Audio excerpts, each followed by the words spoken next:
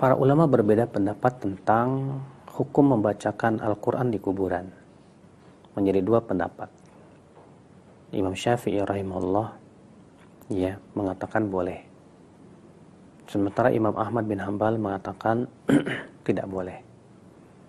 Walaupun periwayatan dari Imam Syafi'i banyak para ulama yang meragukannya. Kenapa? Karena yang masyhur dari Imam Syafi'i bahwa bacaan Al-Quran tidak sampai kepada mayat. Walaupun ada satu riwayat yang menyebutkan bahwa Imam Ahmad terujuk dari pendapatnya, tapi itu riwayat yang lemah. Yang paling kuat adalah bahwa Imam Ahmad tidak rujuk. Kemudian yang kedua, terlepas dari perselisihan ini kita harus melihat dalilnya. Adakah Rasulullah SAW pernah membacakan Al-Quran di kuburan? Ternyata kita tidak pernah mendapatkan hal itu. Tidak pula dilakukan oleh para sahabat Nabi kecuali dalam riwayat-riwayat yang lemah. Assalamualaikum warahmatullahi wabarakatuh.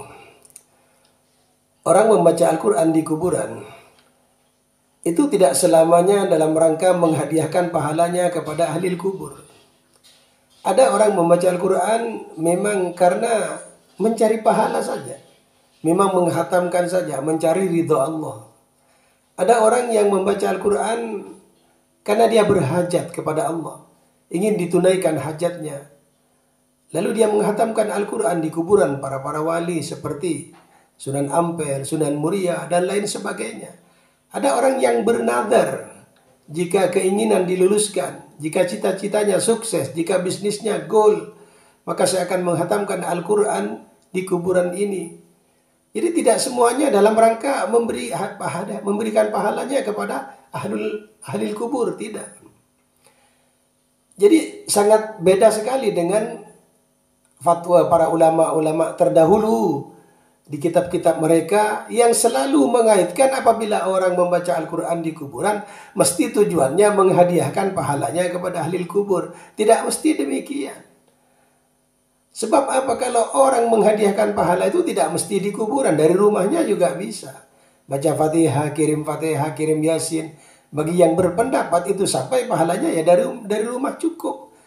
Tidak perlu dari kuburan. Maka orang membaca di kuburan adalah persoalan tempat saja.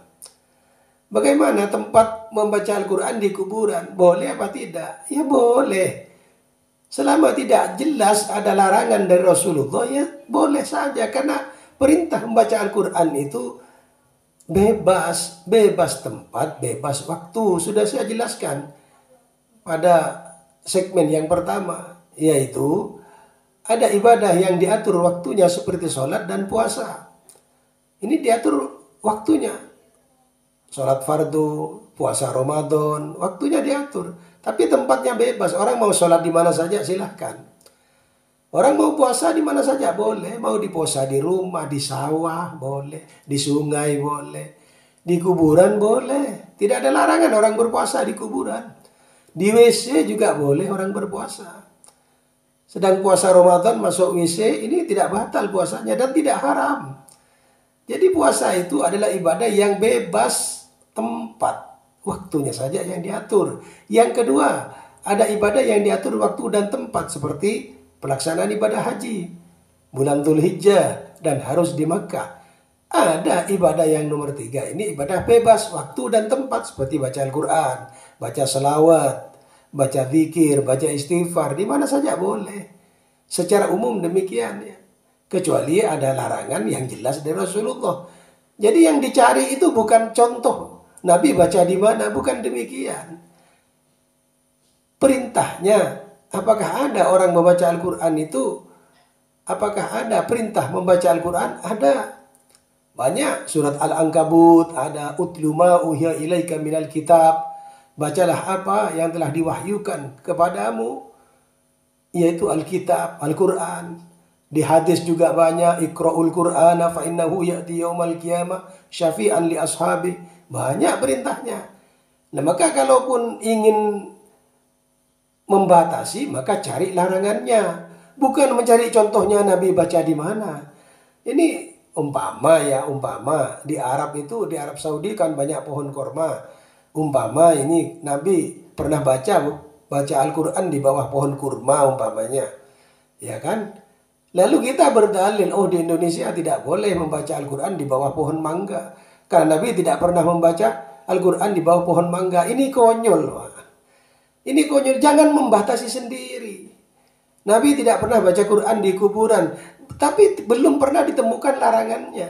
Kalau perintahnya sudah jelas ada. Bacalah Al-Quran, ikra'ul Qur'ana. Jadi tidak membatasi waktu dan tempat. Jangan Anda membatasi sendiri, kecuali memang ada pembatasan dari Nabi. Kalau tidak ada, ya bebas mau di mana.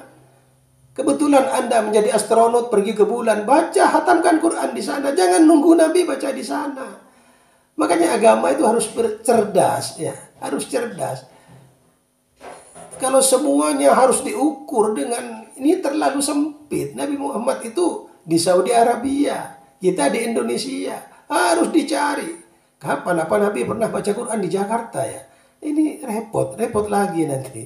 Kasihan saya orang-orang seperti ini. Terima kasih.